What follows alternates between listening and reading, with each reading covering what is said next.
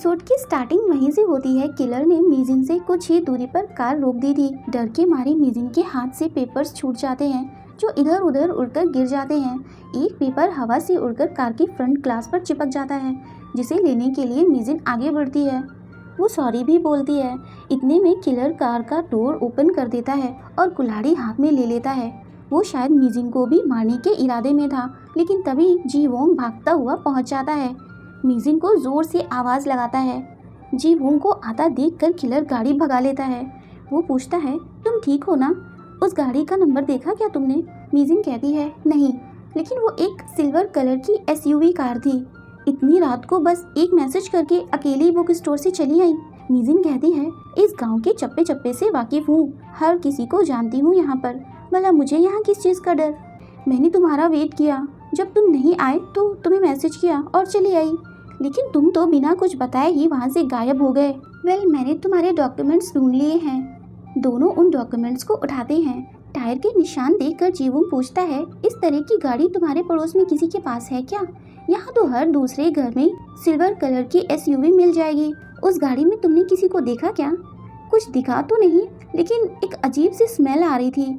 वो सोचता है ज़रूर ये ब्लड या फिर बॉडी की स्मेल होगी। वो बताती है, वो स्मेल काफ़ी अलग थी, एक स्ट्रॉन्ग एयर फ्रेशनर की जैसी। बहुत लेट हो गया है, मैं तुम्हें घर छोड़ देता हूँ। इधर मॉम डैड मीजिन का वेट कर रहे थे।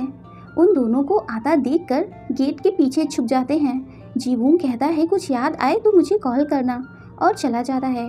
मीजिन को अंदर आता देखकर मॉम डैड कुछ न कुछ काम करने का प्रिटेंड करने लग जाते हैं। वो मॉम डैड से पूछती है, आप लोग इतनी रात को क्या कर रहे हैं? हमारी छोड़ो, अपनी बताओ, इतनी रात को तुम कहाँ थी? हम नाराज़ तो नहीं हैं, बट किसके साथ थी ये तो बता ही दो। वो उन दोनों को बिना जवाब दिए अंदर चली जाती है। जाते ही बेड पर लेट जाती है और उन मिसिंग औरतों के बारे में सोचती है। आखिर किसने गायब किया होगा इन सबको? जी वोंग फाइल देखता है। एक विटनेस जिसका नाम कॉन्ग जियोंग हुई था, उसकी डिटेल्स वाला पेज फटा था। इधर किलर सुनसान जगह पर बने एक छोटे से घर में गाड़ी से बॉडी निकाल कर लाता है। वहाँ वो ब्लड को धो रहा था। मीजिन के बारे में सोचता है। मीजिन का नाम अपनी खून से सनी हुई उंगली से दीवार पर लिखता है, क्योंकि जी वोंग ने उसका नाम जोर से चिल्लाया था, इसलिए उसने उसका नाम सुन लिया था। ऐसा लग रहा था जैसे इसका अगला टारगेट मीजिन थी। अगले दिन सुपरवाइजर मीजिन को एयरबड्स देती है। वो तो खुश हो जाती है। जी वोंग अपने डिटेक्टिव फ्रेंड को कॉल करके बताता है, कॉन्ग जियोंग की डिटेल अधूरी है। डिटेक्टिव बताता है, मैंने भी फाइल देखी थी, वो पेज किसी ने फाड़ा है। जी वोंग उससे उस केस को लीड करने वाले के बारे में पूछता है। वो बताता है, वो बंदा तो रिटायर हो चुका है। मीजिन वोन को एसिड अटैक से बचाकर तो पूरे ऑफिस के लोगों के बीच में हीरो बन चुकी थी। ऑफिस हेड उसे ट्रॉफी और बुके देकर सम्मानित करते हैं, लेकिन एक कोलीग बोलता है, अपनी जान जोखिम में डालने के बदले बस इतनी छोटी सी चीज़। हेड बोलते हैं, नहीं ऐसा नहीं है, हमने कुछ अच्छा सा गिफ्ट सोचा है मिस लिम सुन के लिए। तभी डायरेक्टर एक नई इंटर्न को इंट्रोड्यूस कराते हैं। ये मिस्टर बाइक मेडिकल सेंटर के डायरेक्टर हैं। मीजिन को तो वो लोग साइड ही कर देते हैं और सारी अटेंशन मिस्टर बाइक को दे रहे थे। सभी आपस में बातें करते हैं। हम लोग इंटर्नशिप के लिए इतना टफ कंपटीशन से गुजरे, इसको इतनी आसानी से एंट्री मिल गई, ये थोड़ा अजीब नहीं लगता? ये तो खुद डायरेक्टर है, भला इसे यहाँ काम करने की क्या ज़रूरत? दो ग्योंग के घर पर ढेर सारे गिफ्ट और कार डिलीवर करने के लिए आते हैं। वो कहती है, आप शायद गलती से गलत एड्रेस पर आ गए हैं। डिलीवरी मैन बताता है, ये सारे गिफ्ट और कार को वॉन ने आपकी मॉम के लिए भेजे हैं। वो तो समझ ही नहीं पा रही थी कि क्या हो रहा है, क्योंकि उसकी मॉम तो थी ही नहीं। डिलीवरी मैन पूछता है, ये घर मिस लिम सुन का ही है ना? वो नाम सुनकर कुछ सोचने लग जाती है। ऑफिस में मीजिन सफाई कर रही थी।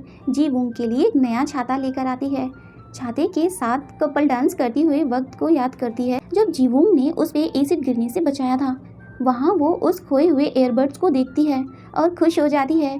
उसे लगता है जी वोंग ने ही उसे नए एयरबड्स दिए हैं और फिर से डांस करने लग जाती है। मीजिन को दो ग्योंग कॉल करके बुलाती है।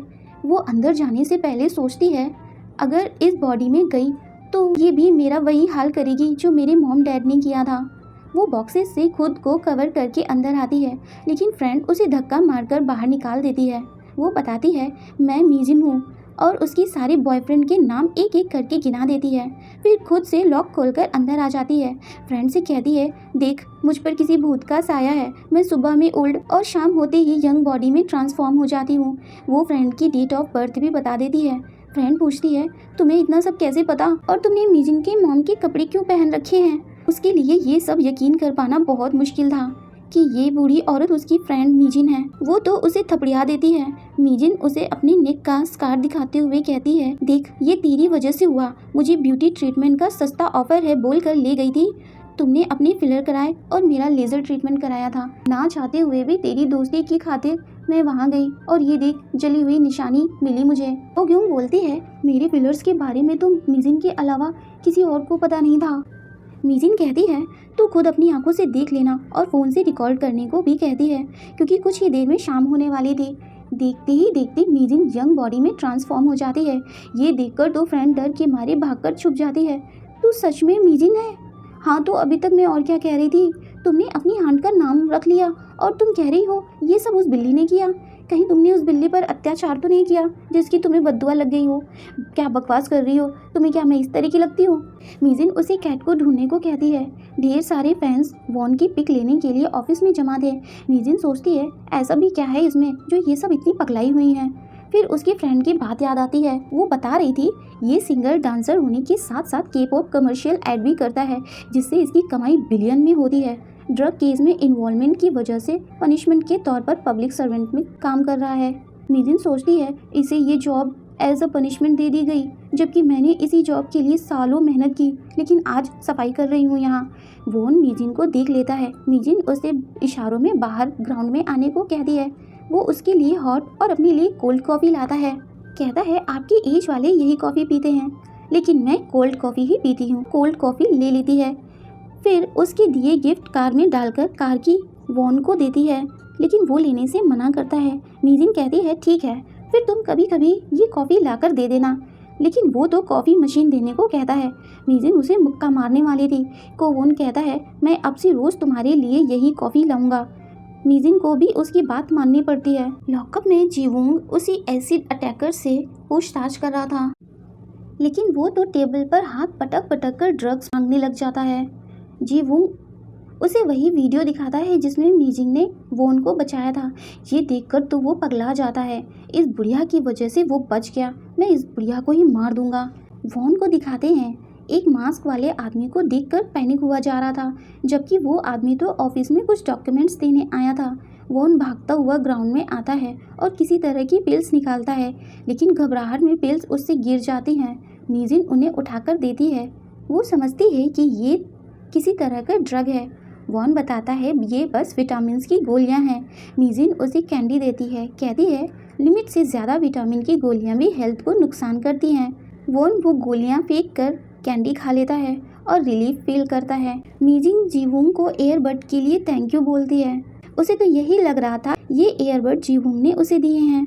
जीवूंग ऑफिस में आता है। उसकी असिस्टेंट के ड्रामा देखकर टाइम पास कर रही थी। वो उससे फाइल देने को कहता है। वो कहती है, आज मेरा काम करने का टाइम खत्म हो गया, कल दे दूंगी। जीवूंग काम में लापरवाही के लिए उसे डर के खूब सारा सुनाता है। वो भड़की हुई वॉशरूम में आती है और अंदर से उसे ढेर सारी गालियां दे रही थी। मीजिन उससे पूछती है, तुम ठीक हो ना? लेकिन वो तो उसी पर अपना गुस्सा निकाल देती है। इधर डायरेक्टर जीवूंग पर भड़क रहे थे क्योंकि उस लड़की ने रिजाइन कर दिया था। तुम्हारी रूड बिहेवियर की वजह से सब काम छोड़कर चले जा रहे हैं, वो सुनाते रहते हैं, लेकिन जीवूंग निकल जाता है। डायरेक्टर की नज़र इंटर्न्स की फ़ोटो पर पड़ती है। वो मीजिन के बारे में सोचते हैं। कुछ तो चल रहा था इनके माइंड में। पुलिस को उसी लेडी की बॉडी पार्ट खेतों में मिलते हैं। डिटेक्टिव कहता है शायद उसने जिंदा ही उसके हाथ पैर काटे हैं। जीवूंग सिल्वर एसयू कार के बारे में पूछता है। डिटेक्टिव बताता है, हमने टाउन के बाहर नाकाबंदी कर दी थी। सिल्वर एसयूवी कार टाउन में आई तो थी, लेकिन बाहर जाते हुए देखी नहीं गई, मतलब कातिल अभी भी टाउन में ही है। तभी वो कातिल को वही कार ले जाते हुए देख लेता है, उसका पीछा करता है। इस बार कार का नंबर देख लेता है, लेकिन एक ट्रक बीच में आ जाता है जिससे वो बचकर भाग जाता है। मीजिन इवनिंग में घर पहुंचती है। घर के बाहर जीवूंग उसका वेट कर रहा था। बोलता है, तुमने अभी तक मुझे अनलॉक नहीं किया। वो कहती है, सॉरी मैं भूल गई थी।